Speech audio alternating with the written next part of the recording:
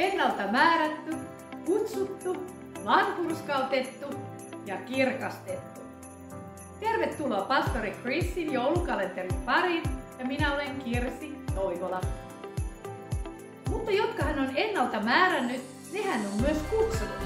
Ja jotka hän on kutsunut, ne hän on myös vanhurskauttanut. Mutta jotka hän on vanhurskauttanut, ne hän on myös kirkastettu. Roomalaiskirje 8:30.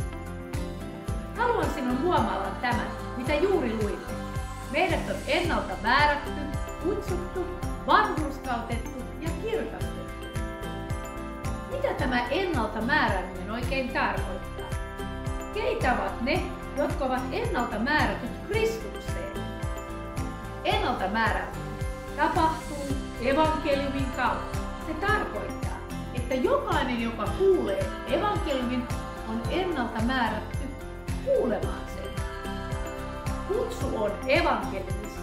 Jos hyväksyt kutsun, silloin voitat, koska siinä sanotaan, että ne, jotka hän on ennalta määrännyt, hän on myös kutsunut.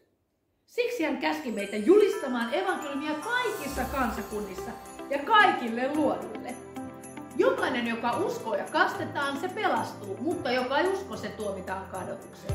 Markuksen evankeliumin luku 16, jakeet 15 ja 16.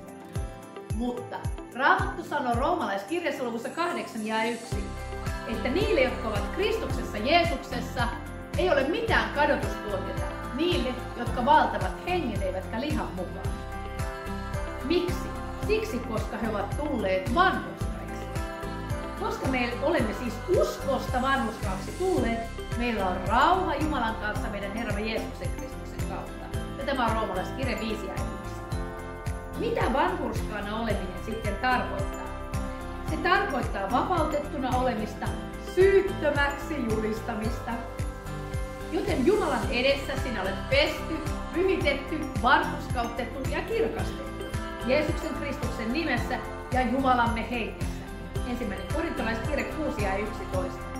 Kristuksessa Jeesuksessa evankeliumin kautta sinä olet ennalta määrätty, kutsuttu ja vanhurskautettu. Mutta vielä enemmän olet myös kirkastettu. Jotka hän on vanhurskauttanut, ne hän on myös kirkastanut. Halleluja! Ja tämä on roomalaiskirje luku 8 ja 30. Elämäsi on siunattu ja koristeltu jumalallisella kirkkaudella. Herra Jeesus Kristus sanoo Johanneksen evankeliumissa luvussa 17 ja 22. Ja sen kirkkauden, jonka sinä olet antanut minulle, minä olen antanut heille. Ei ihme, että Raamattu sanoo, että sellainen kuin hän on, sellaisia mekin olemme tässä maailmassa. 1. Johannes 4 ja 17. Sinä olet tullut Isän kirkkauden loisteeksi, aivan niin kuin Jeesus. Kun nyt tiedät tämän, miksi sinun pitäisi enää olla yhtäkään päivää sairaana elämässäsi? Kieltäydy olemasta sairas, heikko ja tietämätön. Sano aina vähän väliä. Minä olen kirkastettu ja siksi minä en salli mitään sairauksia kehossani.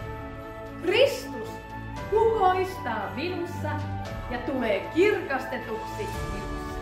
Halleluja! Tämän tulisi olla sinun tietoisuutenasi. Sinä olet ennalta määrätty, sinä olet kutsuttu, vanhurskautettu ja kirkastettu. Kunnia Jumalalle, rukoillaan.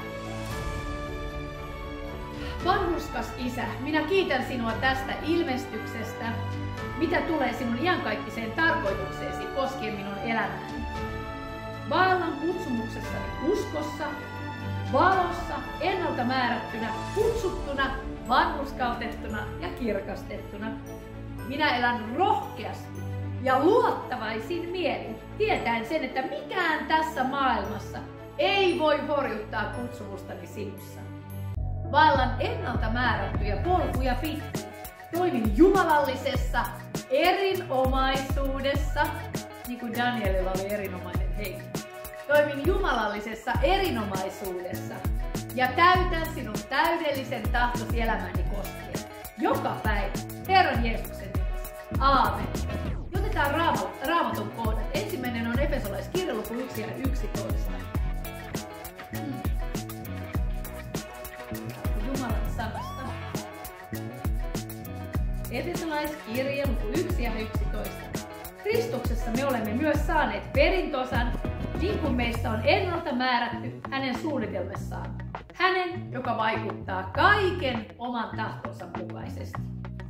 Ja sitten otamme toisen Timoteuskirjeen luvun 1 ja jae 9. Hän on meidät pelastanut ja kutsunut pyhällä kutsumuksellaan, ei meidän tekojemme tai meidän tekojemme mukaan, vaan oman suunnitelmansa ja armonsa mukaan, jonka hän antoi meille Kristuksessa, Jeesuksessa ennen ikuisia aikoja. Ja vielä Roomalaiskirje luku 8 ja sieltä jae 30.